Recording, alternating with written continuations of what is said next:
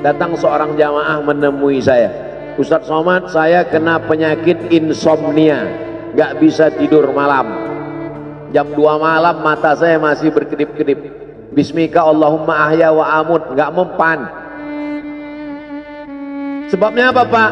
Sebabnya saya beli tanah. Setelah beli tanah, tanam kelapa sawit, dipupuk, dijaga, 3 tahun berbuah. Pas mau dipanen, sudah dipanen orang duluan.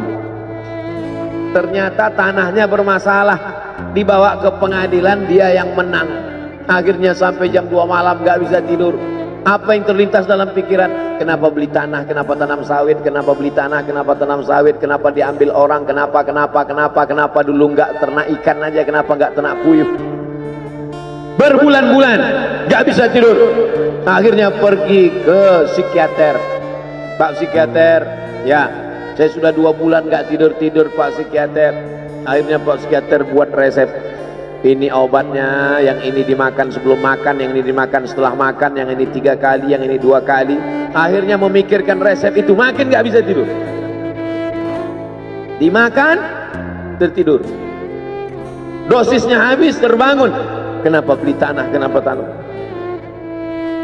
Setelah dimakan, muncul masalah baru. Terlalu banyak makan obat, terjadi kekacauan tubuh. Akhirnya kena buah pinggang, muncul masalah baru. Sampai akhirnya saya ketemu MP3 Ustadz. Saya dengarkan sebelum tidur malam. Begitu saya dengar, saya tertidur. Makanya saya tidak marah kalau ada jamaah tertidur. Itu menunjukkan jiwanya tenang. Karena dia tidak kena penyakit insomnia.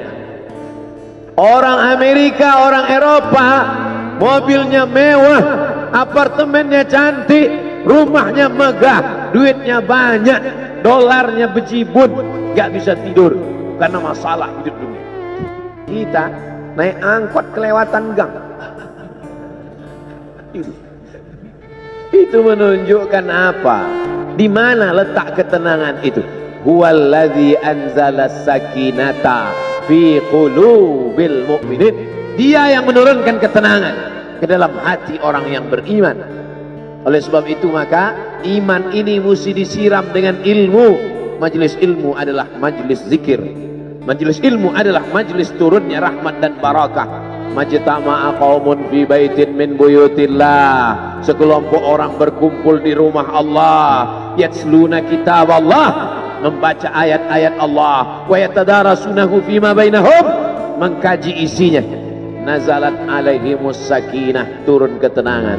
Wasyat bihimur rahmah, turun rahmat kasih sayang Allah. Haffat bihimul malaikah, dikelilingi oleh para malaikat. Wa dzakarahumullahu fi man indah, dibanggakan Allah Ta'ala dengan para malaikat.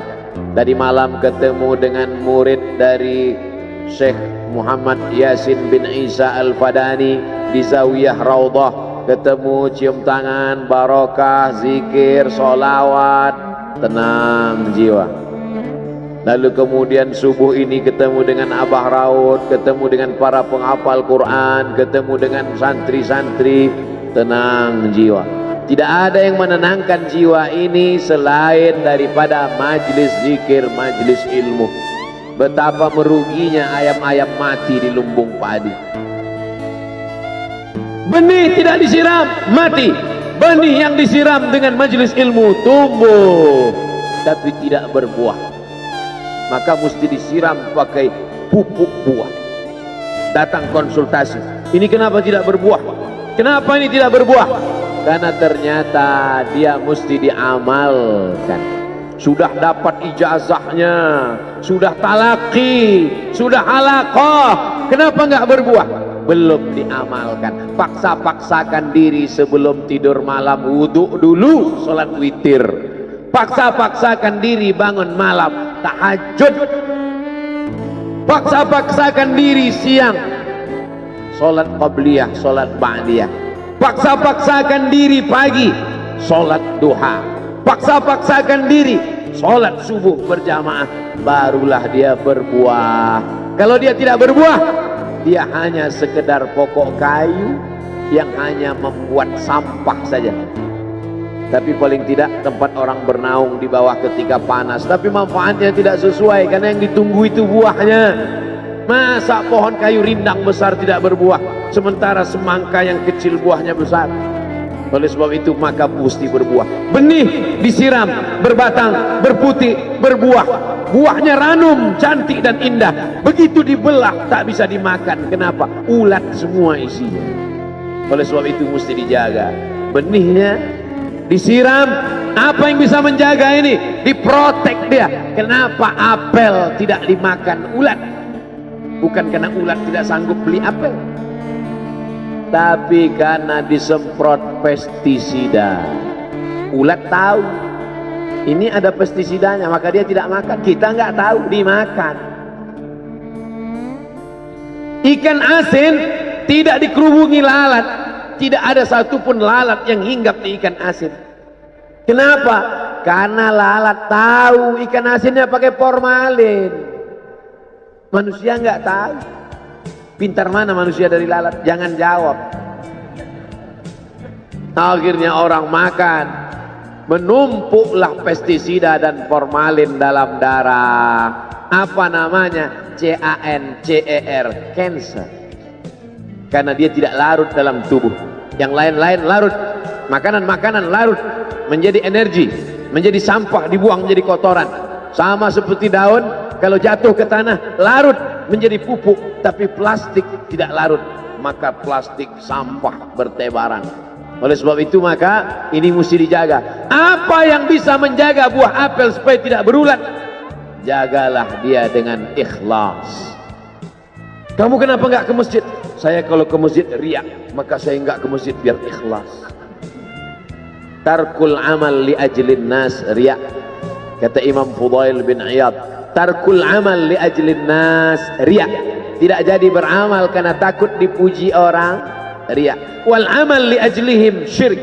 Beramal karena ingin dipuji orang, syirik. Kenapa kamu nggak pakai sorban? Takut dipuji orang, riya. Pakai saja sorban anak, jangan takut dipuji orang. Pakai sorban, yakinkan dirimu. Baik. Ustaz, kenapa nggak pakai sorban? Ada masanya nanti pakai sorban. Tarkul amal li ajlin nas riya. Tapi beramal, tapi saya nggak tahan Pak Ustaz, dipuji orang. Luruskan, karena pujian pasti akan selalu datang. La'atiyannahum min baini aydihim wa min khalfihim wa an aymanihim wa an syama'ilihim. Datang dari depan, dari belakang, dari kanan, dari kiri, dari dalam. Alladzi yuwaswisu fi sudur, dari dalam, dari depan, dari belakang, dari kanan, dari kiri, dari dalam, dari dua aspek, minal jinnati wan nas, dari yang zahir, dari yang batin, berdatangan dia. La ughwiyannakum, aku akan goda anak cucu Adam. Sampai kapan? Madamat arwahuhum fi ajsadihim, selama roh masih bersemayam dalam jasad, selama masih hidup, dia terus menggoda. Kapan kita berhenti dari godaan ini? Nanti setelah terbaring, terbujur kaku, bahkan sampai mau sakaratul maut pun dia tetap menggoda. Itulah makanya orang berzikir tidak bisa digoda waktu sakaratul maut. Kenapa? Karena la ilaha illallah akan terngiang di telinganya. Subhanallah walhamdulillah wa la ilaha illallah wallahu akbar. Subhanallah walhamdulillah wa la ilaha illallah wallahu akbar. Kalau itu diucapkan sekali, 10 kali, 100 kali, 1000 kali, terngiang dia di telinga kita. Bahkan ketika kita mau tidur malam pun terngiang dia. Bahkan ketika kita mengigau di tengah malam pun itu yang terngiang. Maka saat mau sakaratul maut pun itu juga yang akan datang. Apa yang kau ucapkan, apa yang kau dengar, apa yang kau pikirkan, apa yang kau renungkan, itu yang akan datang waktu sakaratul maut. Seorang bapak sudah diponis dokter, panggil istrinya, panggil anaknya, bawa ini ke rumah,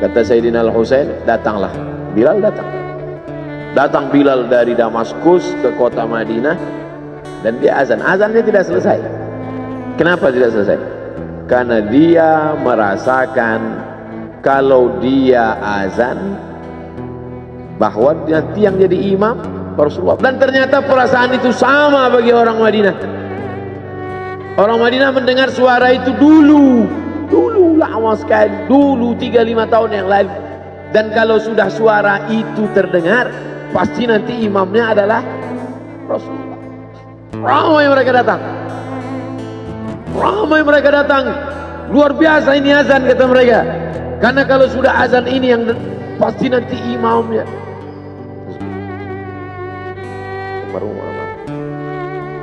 Al-Fatihah. A'udzubillahi minasyaitonir rajim. Alhamdulillahirabbil alamin. Arrahmanir rahim. Maliki yaumiddin. Iyyaka na'budu wa iyyaka nasta'in. Ihdinas siratal mustaqim. Shiratal ladzina an'amta 'alaihim ghairil maghdubi 'alaihim waladdallin. Amin. Allahumma ighfir lahu warhamhu wa'afihi wa'fu anhu wa akrim nuzulahu wa wasi' madkhalahu waghsilhu bil ma'i wal thalji wal barad wa naqqihi minal khataaya kama yunqqa ath-thawbul abyadu minad danas wa abdilhu daran khairan min darihi wa ahlan khairan min ahlihi وقه من فتنة القبر وعذاب النار اللهم لا تحرمنا أجره ولا تفتنا بعده واغفر لنا وله ولإخواننا الذين سبقونا بالإيمان ولا تجعل في قلوبنا غلا للذين آمنوا ربنا إنك رؤوف رحيم اللهم اجعل أهله وتلامذته وطلابه من الصابرين الذين إذا أصابتهم مصيبة قالوا إنا لله وإنا إليه راجعون اللهم اجعل أبناءه وبناته من الصالحين والصالحات واحفظهم من كل سوء وشر اللهم اجعل هذا المعهد الذكر معهدا عظيما مباركا تخرج منه الطلاب والطالبات من المجاهدين والمجاهدات في سبيلك بأموالهم وأنفسهم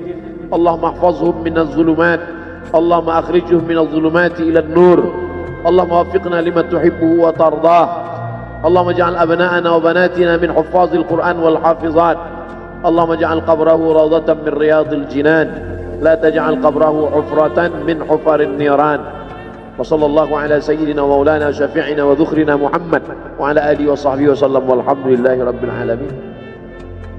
Kalau sayang dengan almarhum, hidupkan majelisnya, ramaikan, bangkitkan semangat, tunjukkan kepada Allah Subhanahu wa taala bahwa kita cinta.